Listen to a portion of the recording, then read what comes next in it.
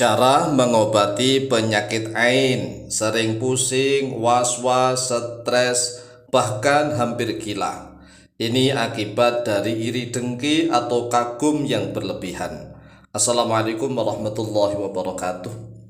Bismillah walhamdulillah wassalatu wassalamu ala rasulillah Sayyidina wa maulana Muhammadin ibn Abdillah wa ala alihi wa sahbihi wa mawalah wala haula wala quwwata illa billah amma ba'd. Saudaraku kaum muslimin wal muslimat rahimakumullah, wabil khusus saudara-saudara kami para pecinta dan subscriber channel YouTube Tafsir Al-Mu'allim dimanapun berada, yang tidak lupa dan tidak bosan-bosannya senantiasa kami doakan semoga Allah Azza wa Jalla memberikan kesehatan, sehat walafiat lahir dan batin. Semoga Allah Jalla Jalaluh memberikan rizki yang melimpah ruah, harta yang barokah, menjadikan anak-anaknya anak-anak yang soleh dan solihah, dzurriyyahnya dzurriyyah yang thayyibah, hidupnya sukses, bahagia dan selamat di dunia dan di akhirat. Amin amin Allahumma amin.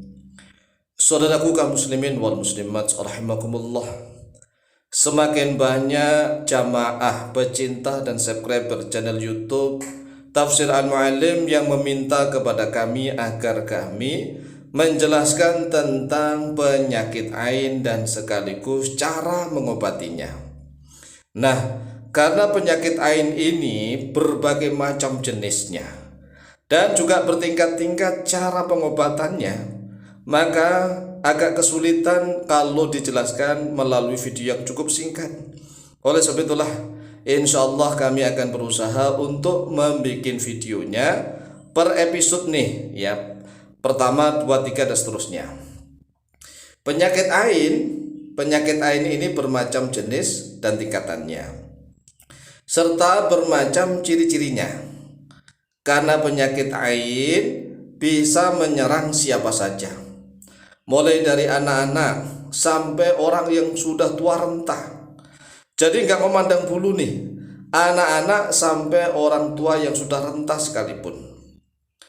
Penyakit ain sesuai dengan namanya, ainun itu mata, yaitu akibat dari pandangan mata yang merasa kagum pada dirinya sendiri secara berlebihan dan berulang-ulang, atau merasa iri dengki kepada orang lain. Jadi penyakit ain itu bisa menyerang dirinya sendiri dan juga karena dia memandang hasut orang lain yang dipandangnya bisa terkena ain. Orang yang dipandang bisa terkena ain dan orang yang dipandang dirinya sendiri juga bisa terkena penyakit ain. Jadi penyakit ain ini macam-macam jenisnya. Kalau misalnya nih ada orang yang merasa dirinya ganteng atau tampan atau cantik atau apalah, atau merasa dirinya itu sempurna, atau merasa dirinya itu pinter, atau merasa dirinya itu mampu ini dan itu, begitu ya. Kemudian dia kagum, dan kagumnya bukan hanya sebentar, bukan, tetapi berulang-ulang, berkelanjutan. Nah, ini bisa menimbulkan penyakit ain. Atau misalnya nih ada orang lain yang melihat kepada kita, dia ini kagum awalnya, tetapi lama-kelamaan menjadi iri, begitu. Iri dengki, hasad. Ini juga bisa menyebabkan penyakit ain. Penyakit ain berawal dari jenis penyakit jiwa, namun dampaknya bisa menyerang organ jasmani manusia. Ini sangat berbahaya sekali. Bahkan saking bahayanya penyakit ain hingga mampu menyebabkan gila. Orangnya bisa gila dan juga bisa penyebab kematian. Ini kan sangat bahaya sekali. Nah, inilah yang jarang diketahui oleh kaum muslimin wal muslimat di akhir zaman, terutama zaman seperti ini. Jarang orang yang paham tentang penyakit ain. Padahal penyakit ain ini Masya Allah hampir setiap kampung, ya, desa, kota, apalagi di perkantoran, di pabrik, hampir nih rata-rata penyakit ain menjalar di mana-mana. Nah, oleh sebab itulah kita harus mengetahui tentang gejala, ciri-ciri penyakit ain. Nah, gejala penyakit ain yang pertama adalah sering merasa pusing, kepalanya pusing, cekot-cekot, tapi bingung apakah ini migrain atau apa sih? Kepala saya kok pusing begitu. Kemudian perasaannya was-was, ya, sering was-was, sering khawatir, sering cemas yang nggak jelas, sering gelisah juga nggak jelas. Gelisahnya kenapa nggak jelas? Kemudian ketakutan lah, ketakutannya juga nggak jelas. Kemudian mual ya, rasanya ingin muntah tapi nggak muntah, mual. Kemudian nyeri, hidung tersumbat seperti orang pilek begitu, tapi nggak pilek, hidungnya tersumbat. Kemudian gatal tenggorokan atau dada, ya seperti batuk-batuk tapi gatal gitu, gatal. Kemudian merasa sakit yang berpindah-pindah. Wah, ini penyakit aneh ya kan. Penyakit aneh. Sakit ini seperti di tulang, kadang-kadang seperti di saraf, kadang-kadang seperti di sendi begitu. Tapi pindah-pindah nggak jelas. Ini namanya nggak jelas. Kemudian kejang. Wah, ini kalau udah kejang, kesemutan. Wah, ini. Kemudian senyum-senyum sendiri. Kalau takjub pada dirinya sendiri kan senyum sendiri. Tiba-tiba emosional. Kemudian mudah marah-marah, temperamental, dan seterusnya. Inilah ciri-ciri penyakit ain. Nah, kalau kita ingin mengobati penyakit ain juga bertingkat-tingkat sesuai dengan gejalanya. Karena apa? Karena penyakit ain itu bisa sembuh dengan sendirinya kalau orang yang terkena penyakit ain tiba-tiba langsung berwudu. Ya, berwudu dengan wudu yang benar. Apalagi dengan sholat, ya sholat sunnah atau sholat fardu, itu bisa sembuh. Nah, kalau penyakitnya masih nggak sembuh, nah ini bisa ain yang agak tingkatan kedua. Karena kalau ain tingkatan pertama itu dengan wudhu, dengan sholat itu insya Allah sudah sembuh. Ini ain penyakit ain yang tingkatan rendah.